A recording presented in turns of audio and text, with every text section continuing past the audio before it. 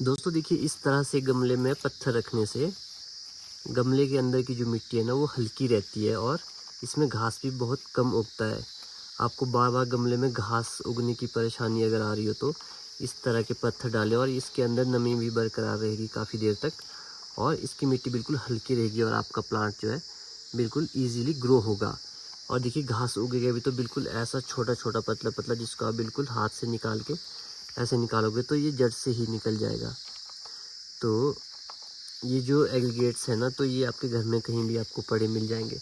चाहे इस साइज़, ये साइज़ तो बड़ा है, 40 mm का एग्रीगेट है, आप 20 mm का एग्रीगेट भी इसमें डाल सकते हैं। जो बजरी है आपके घर में कहीं ना कहीं पड़ा ही होगा, कहीं कंस्ट्रक्शन वर्क में यूज़ हुआ होगा। ठीक है, तो आपको ये चीज़ें मिल जाएंगी। तो या तो आप फिर नदी में जो छोटे छोटे पत्थर आते हैं ना बहते हुए, वो भी डाल सकते हैं, तो वो भी काफ़ी सही रहेंगे। तो देखिए, इस तरह से हमने भी अपने जो गमले हैं, हमारे मैक्सिमम गमलों में हमने इस तरह के ये पत्थर डाल के रखे हुए, ताकि ये जो फ्लावर्स हैं हमारे अच्छे से ग्रो हो पाए। देखिए, इस तरफ तो कुछ गमले खाली हो चुके हैं। दूसरी आपको क्या दिक्कत आती है कि जब आप गमलों में पानी डालते हैं ना पाइप के थ्रू, तो जब आप पाइप से पानी देते हैं तो पाइप का प्रेशर ज़्यादा होता है। तो क्या होता है कि गमले का जो अंदर का जो मिट्टी, जो गमले की मिट्टी होती है, वो प्रेशर से बाहर गिर जाती है और आपके पूरे गमले भी ख़राब हो जाते हैं और नीचे ज़मीन पे मिट्टी भी गिर जाती है।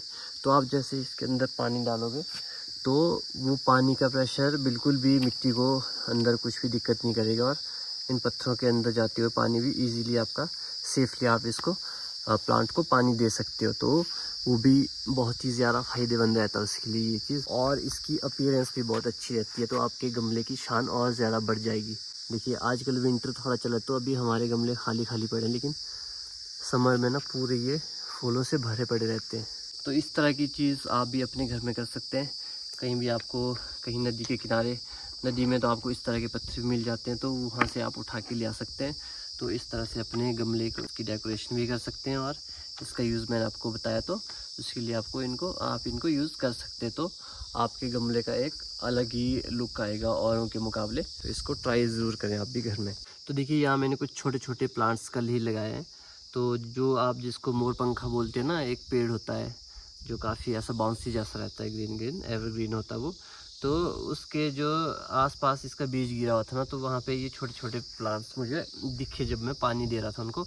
तो मैंने सोचा क्यों ना इनको मैं वहाँ से निकाल के अच्छे से यहाँ पे ग्रो करूँ, क्योंकि वहाँ पे तो वो अभी विंटर में सूख भी सकते हैं। तो मैंने यहाँ पे कुछ एक छोटे छोटे प्लांट्स यहाँ पे लाइन्स में लगा दिए हैं और कुछ इससे थोड़े बड़े वाले मैंने दूसरी जगह एक टोकरी में लगा दिए। तो यहाँ जब इनका साइज़ थोड़ा बड़ा हो जाएगा ना, इनकी जड़ें जब बढ़ जाएगी, तो फिर क्या करूँगा कि मैं यहाँ इनको फिर यहाँ से शिफ्ट कर दूँगा और या तो फिर दूसरे गमले में लगा दूँगा या फिर कहीं ओपन एरिया में लगा दूँगा। ये मैंने भी रिसेंटली कल ही किया है।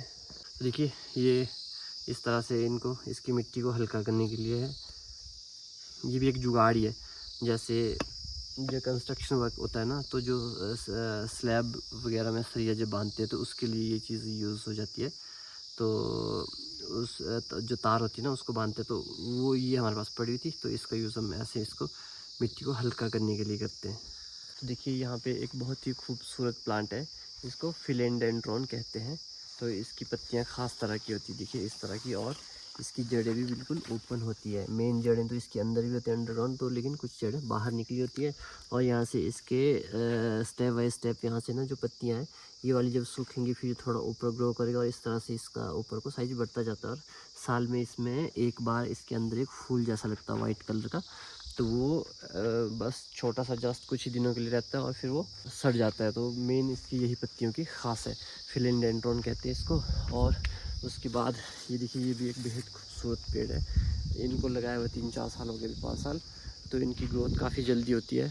यह पेंसिल पाइन प्लांट जो है, तो ये भी काफ़ी खूबसूरत होते हैं। तो इस तरह के बहुत सारे प्लांट्स हमने लगाए हैं। तो मार्केट में ये 250-300 रुपये का एक प्लांट मिलता है। तो मैंने कोशिश करी इसको अभी यहाँ पे ग्रो करने की।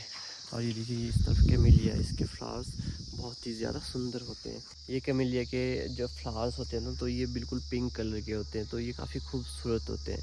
तो ये साल में 1-2 बार इसके फूल खिलते ही खिलते हैं। तो देखिए, अभी भी कुछ वक्त बाद इसके फूल यहाँ से खिलना शुरू हो जाएंगे। देखिए, काफ़ी ज़्यादा फूल लगते हैं इनमें भी और काफ़ी सुंदर प्लांट है ये।